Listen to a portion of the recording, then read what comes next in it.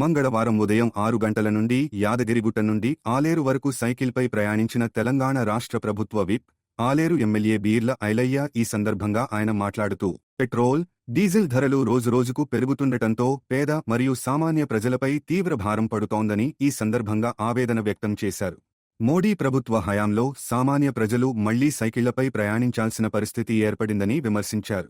అనంతరం వంగపల్లి మీదుగా ప్రయాణిస్తూ అక్కడి ధాన్యం కొనుగోలు కేంద్రాన్ని సందర్శించి వడ్ల కొనుగోలు ప్రక్రియను పరిశీలించారు.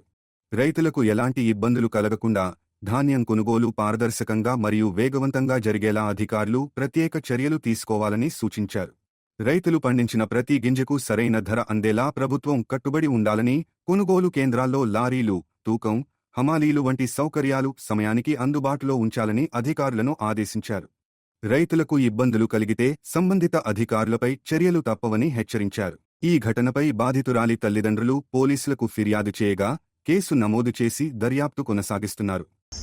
భారతదేశంలో 5 రాష్ట్రాల్లో ఎలక్షన్ ముగియగానే మోడీ నిజ స్వరూపం బయటపడ్డది. ఎలక్షన్ జరిగేంత వరకు భారతదేశంలో ఎలాంటి రేట్లు పెరిగాయని చెప్పి మాట ఇచ్చి ఎలక్షన్లో ఓట్లు దండుకొని సర్ పేరు మీద ఎలక్షన్లలో ఓట్లన్నీ తీసేసి ఇలా ఒక అప్రజాస్వామ్యంగా మోడీ గారు భారతదేశంలో పాలన చేస్తున్నాడు. మరి ఎలక్షన్లో ముంగట ఒక మాట, ఎలక్షన్ అయిపోయిన ఒక మాట.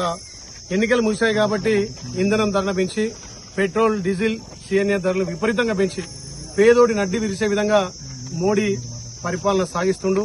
అందుకే దానికి నిరసనగా ఆలేరు ఎమ్మెల్యేగా, ప్రభుత్వ విప్పుగా ఈ రోజు నుంచి మొదలుకొని ఒక నెల వరకు పెట్రోల్ గాని డీజిల్ గాని వాహనాలు ఎక్కనని చెప్పి సైకిల్ యాత్ర యారుట శ్రీ లక్ష్మీనరస్వామి పాదాల కంచెల స్టార్ట్ చేసి కొలనపేక సోమేశ్వర టెంపుల్ వరకు ఇలా సైకిల్ మీద సైకిల్ దొక్కుంటూ సుమారు 9, ఇప్పటికీ ఇది 8వ, 9వ కొలంపేకలో ఐకేపీ సెంటర్లు గాని, ఇక్కడ పిఎస్సి సెంటర్లు కూడా ధాన్యం కొనుగోలు సెంటర్లను పర్యవేక్షణ చేసుకుంటూ ఎక్కడైతే లారీల షార్టేజ్ ఉందో అక్కడక్కడ లారీలు అరేంజ్ చేసి ఇప్పుడే కొలంపేకలో లారీలు కావాలంటే 2 లారీలు తీసుకుని అక్కడ వెళ్లడం జరిగింది. యాదాద్రి భువనగిరి జిల్లాలో అత్యధికంగా ప్యాడీగా కాన్స్టిట్యూన్స్ అంటే ఇవాళ ఆలేరు నియోజకవర్గం. ఇవాళ మార్కెట్ యార్డు చూస్తే ఇప్పటికీ 50,000 పైచీలకు బస్తాలు కొనుగోలు చేసి 5 కోట్ల రూపాయలు కూడా రైతు ఖాతాలో జమ చేసింది. ఇది ప్రజాప్రభుత్వం.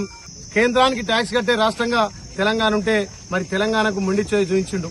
మొన్ననే వచ్చి మీరు బంగారం కొనొద్దు, ఖర్చులు తగ్గించుకోవాలంటుండు. మరి ఈ మాట మోడీ గారు ఎలక్షన్ల ముందు ఎందుకు చెప్పలేదు? ఓట్ల ముందు ఒక మాట, ఓట్ల తర్వాత ఒక మాట. కనీసం ఇవాళ రైతుల మీద ఏ రకంగా మోడీకి ప్రేమ లేదు. భావి ప్రధాని రాహుల్ గాంధీ గారిని ప్రధాని చేస్తేనే అన్ని వర్గాలకు న్యాయం జరుగుతుంది. అందుకే నిరసనగా సైకిల్ యాత్ర చేపట్టిన యారుట నుంచి కొలంపేక పుణ్యక్షేత్రం 27 కిలోమీటర్లు సైకిల్ ద్వారా తొక్కి ఈ నెల మొత్తం ఎస్కాట్ గాని ఏ వాహనాలు లేకుండా సైకిల్ మీద అవసరమైతే ఎలక్ట్రికల్ బైకుల మీదనే తిరుగుతా అని చెప్పి ప్రజలంతా కూడా ఇంధనాన్ని పొదుపు చేయాలి.